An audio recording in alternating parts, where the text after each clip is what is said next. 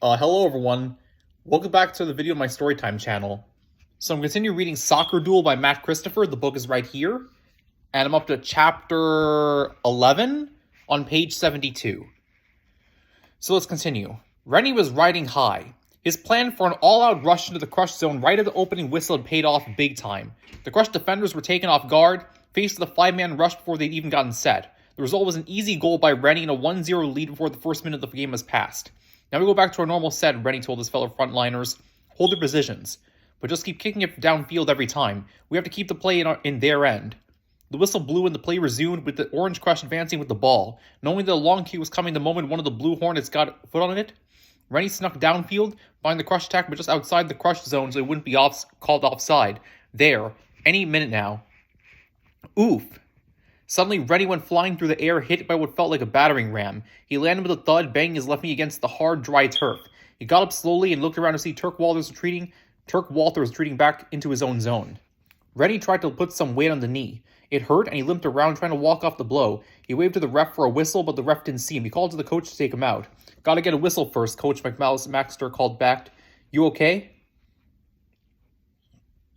You okay? Rennie shook his head and tried to run over to the sideline so he could get out of the way of the oncoming rush. Injury timeout, Coach McMaster yelled as the ref ran past. The ref blew his whistle and Rennie limped across the line and flopped into the ground. His knee was bleeding, but it didn't look too bad. From the receding pain, Rennie sensed that he'd be okay in a minute or so, and that was what he told the coach.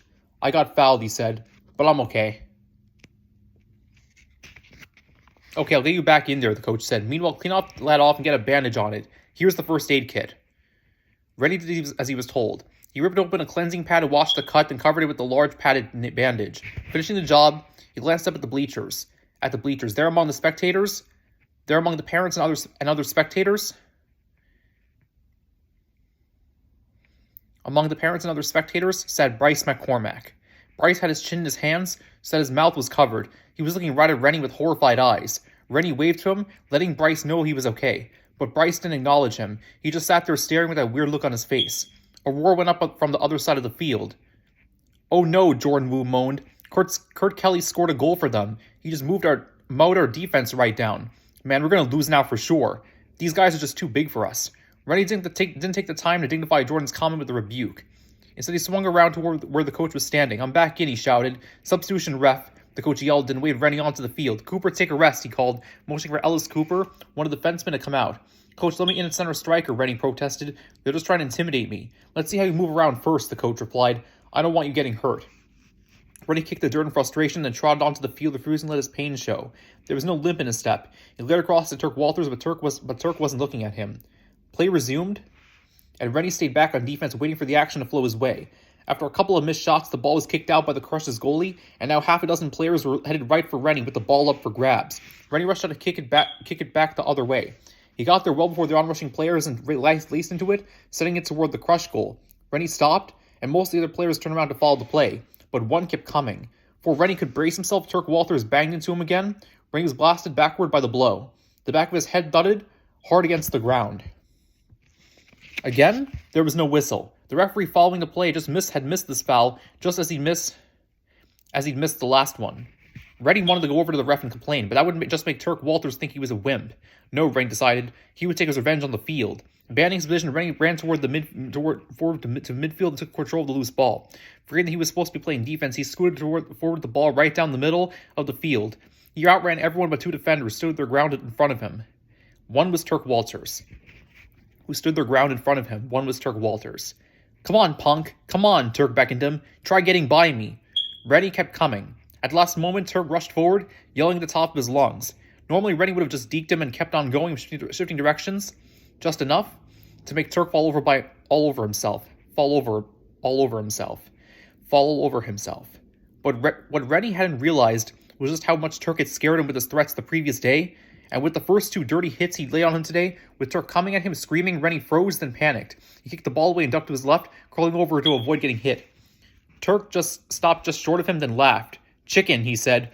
Rennie looked to see what had happened to the ball. It was being rushed back upfield by the Crush, right past his own abandoned defensive position.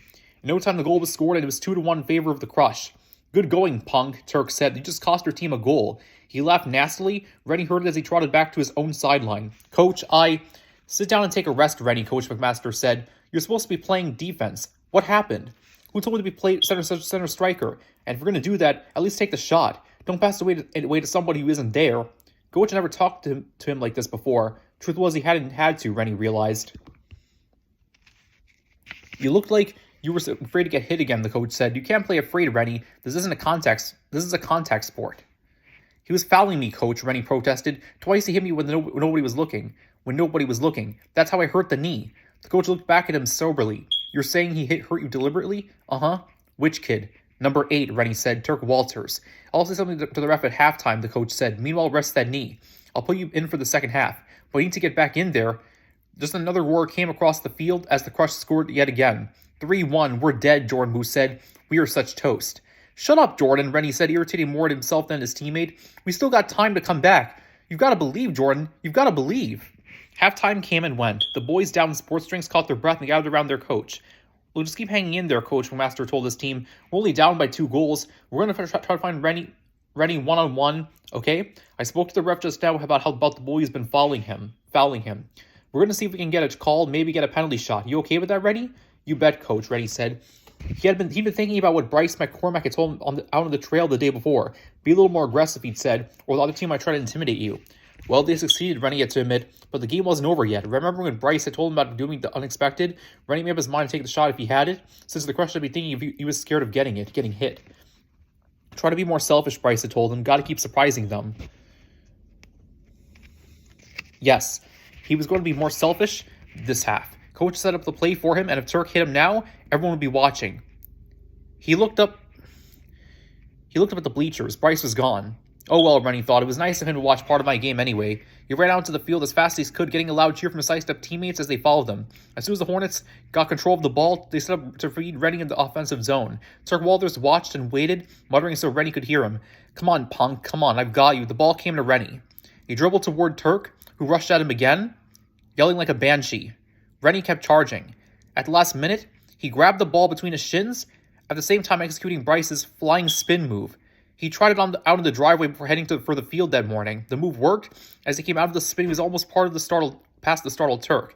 Instinctively, though, at the last instant, Turk stuck out his foot and tripped Rennie. It was nothing compared to the fouls he committed in the first half. But this time, the ref and everyone else was watching. Rennie fell and the ball spun free. The whistle blew harshly. Turk jumped into the air, yelling as if he were in pain. No, he said. It was a clean hit. Penalty shot, the ref said.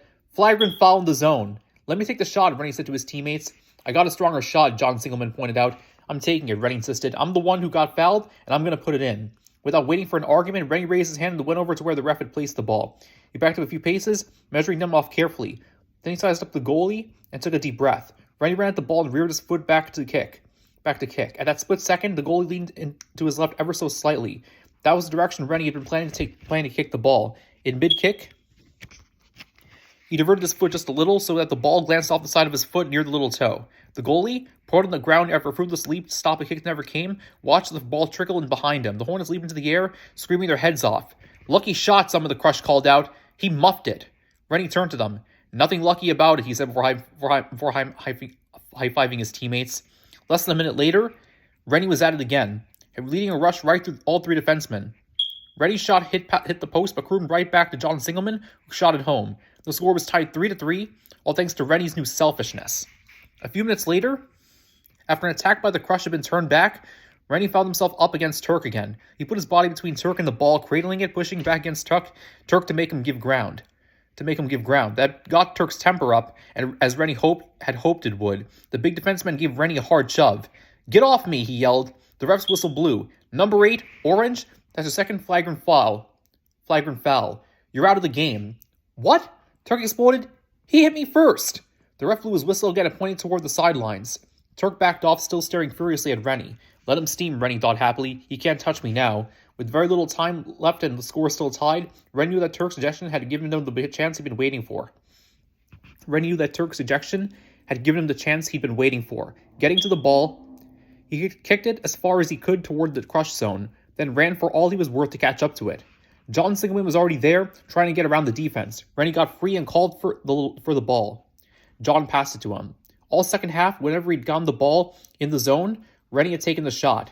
Now when the Crush rushed up to deny him, he remembered Bryce's advice to keep them off balance. Rennie lifted the ball with his foot and headed over to the defenders, right to Brian Cardone, who was on the right wing. Brian quickly turned and shot. The ball went just past the goalie's outstretched hand and into the net. At the very moment, the ref's whistle blew three times, signaling the end of the game. The Blue Hornets had won. The whole team went wild. "We're in the playoffs! We're in the playoffs!" Jordan Wu kept saying. "I knew we could do it. You've got to believe." Rennie had to laugh as his teammates hoisted Brian skyward to put him on their shoulders. Jordan had been the biggest pessimist on the whole team. Arguing hadn't convinced him, only Rennie's brilliant play on the field had made a believer out of Jordan. So why should I hold against him, Rennie thought. We're in now, and no matter what happens from here on in, nobody can take that away from us. Not ever. So that's chapter 11 of Soccer Duel. Pages 72 to 84. Take care, everybody. Another video from my Storytime channel.